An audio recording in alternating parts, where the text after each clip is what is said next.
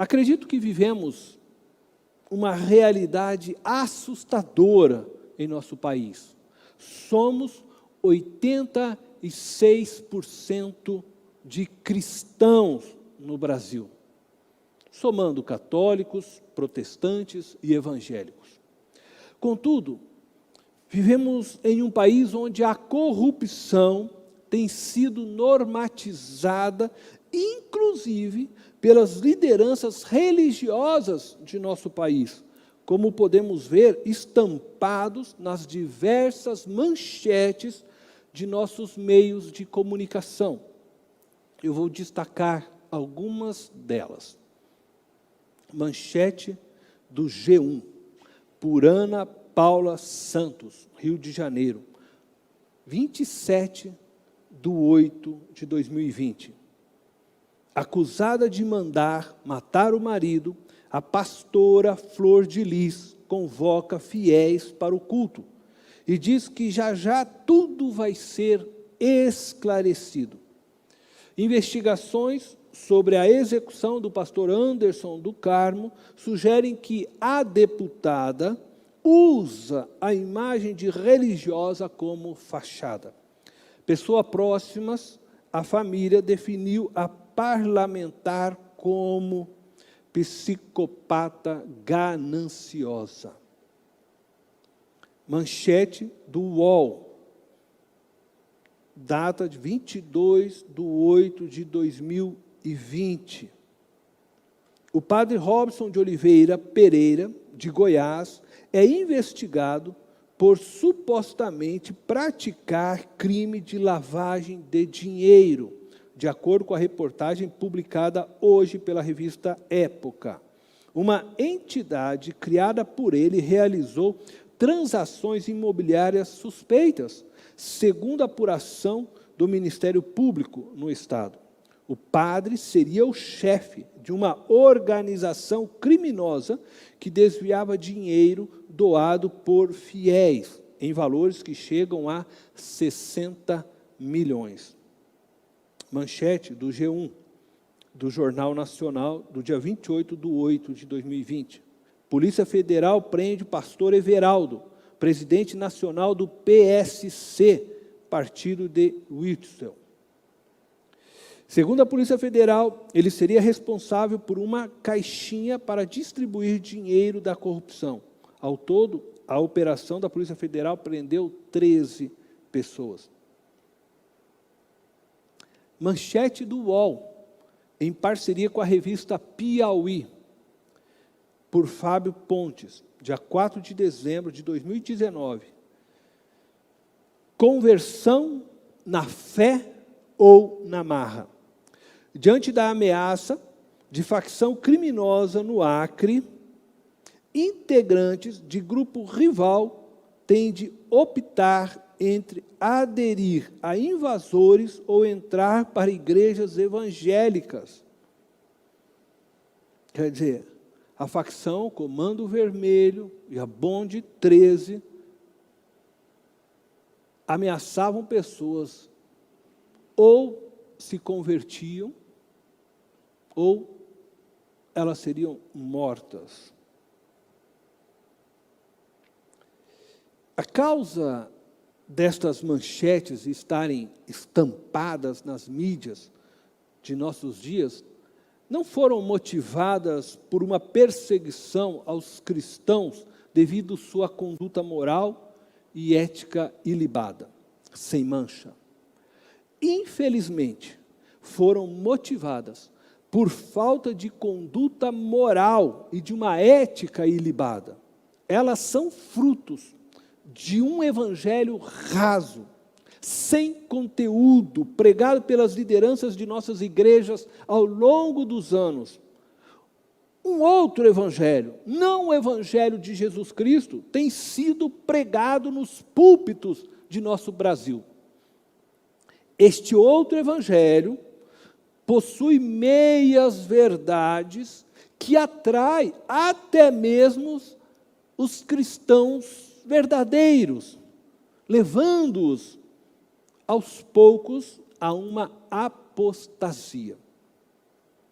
Este outro evangelho tem como centro de suas mensagens o homem.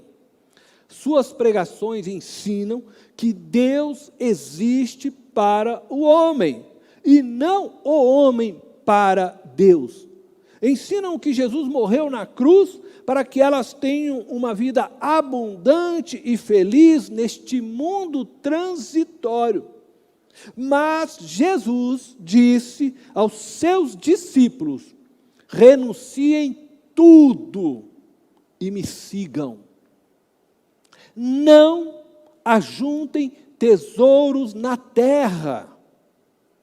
Este outro evangelho, que não é o evangelho de Jesus, tem propagado uma mensagem triunfalista e fascista, carregada de ódio e ambição maligna, ensinando que nós cristãos iremos mudar o mundo e que devemos tomar posse do poder espiritual e estatal, obrigando, através deste poder, outros a abraçarem a nossa fé e valores.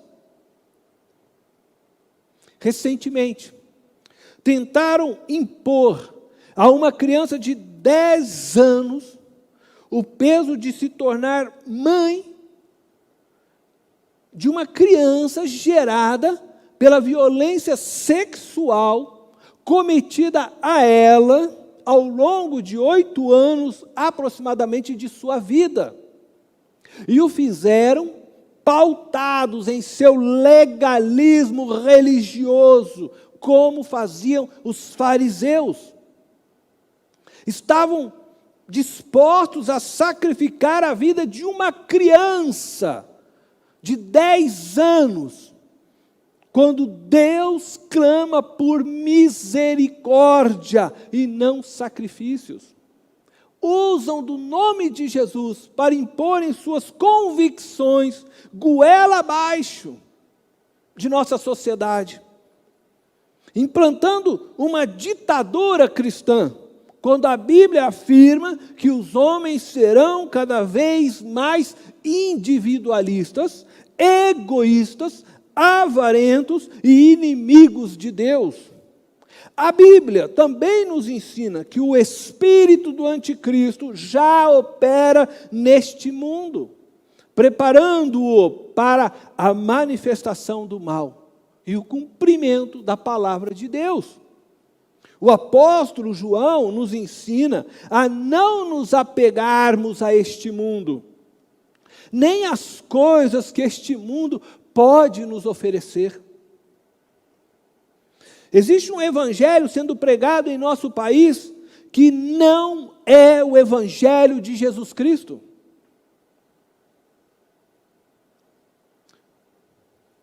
Este outro evangelho é um evangelho corrompido e que tem produzido um cristianismo no Brasil corrompido, distorcido de sua verdade. E o que dizer deste evangelho ilusionista, da magia, onde as pessoas correm em busca de dente de ouro, gravetos que acendem e outras coisas tantas. Já ouvi falar de unção de urrar, unção de lagartixa, e tantas coisas já ouvi falar. Um modismo espiritual que adentra no meio da igreja cristã, onde as pessoas ficam buscando experiências ilusionistas que não transformam o ser,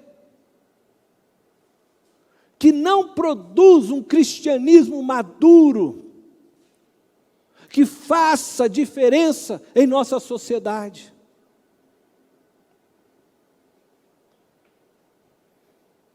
E é por isso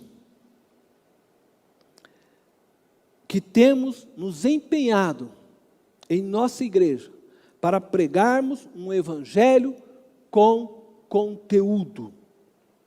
Temos trabalhado para que tenhamos em nossos cultos ensinos da palavra de Deus, e não cultos com o fim de levantar a estima dos ouvintes. Particularmente, tenho transformado os sermões que aqui trago em palestras ou seminários, como você queira chamar, com o fim de produzir ensino para a vida em todas as suas dimensões. É claro que nós, pregadores, aqui da Primeira Igreja Batista de Itapevi, desejamos que você tenha encontros profundos com Deus em nossos cultos, onde sua alma, seu espírito possam ser revigorados pela presença de Deus em nosso meio.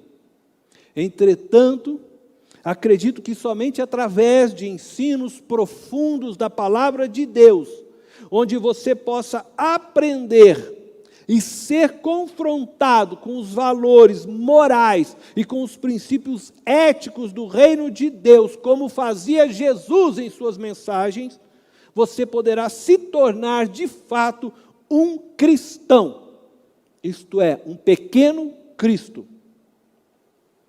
Acredito também que na medida em que você e eu, nós cristãos, nos apropriamos dos valores morais e dos princípios éticos do reino de Deus, nossa vida vai entrando em ordem, o caos vai se desfazendo e a paz interior vai inundando todo o nosso ser. Isto não significa ausência de conflitos, nem imunização contra todas as doenças, nem proteção contra as maldades dos homens, e nem abrigo contra catástrofes naturais. Mas que em Cristo entramos em paz com Deus e vivemos esperançosos no porvir, no reino vindouro de nosso Deus. Precisamos aceitar que estamos sujeitos a todos os problemas, adversidades, sofrimentos, porque vivemos em um mundo corrompido. As manchetes que apresentamos hoje no início de nossa mensagem são frutos da corrupção que domina toda a criação, inclusive nós cristãos. As manchetes policiais que você assiste, Cidade Alerta, Alerta Nacional e outros tantos programas, apontando desvios de verbas públicas por políticos corruptos, policiais brancos matando homens negros, maridos matando suas mulheres, bancos sendo explodidos. Enfim, as manchetes policiais, de forma geral, são frutos dessa corrupção que domina o mundo dos homens. Você não pode servir a Deus e ser corrupto. É inadmissível um cristão ser corrupto. É inadmissível um cristão ser conivente com a corrupção. Diga não à corrupção. A corrupção é pecado e é fruto do pecado. Aquele que comete atos de corrupção trabalha contra Deus e não com Deus.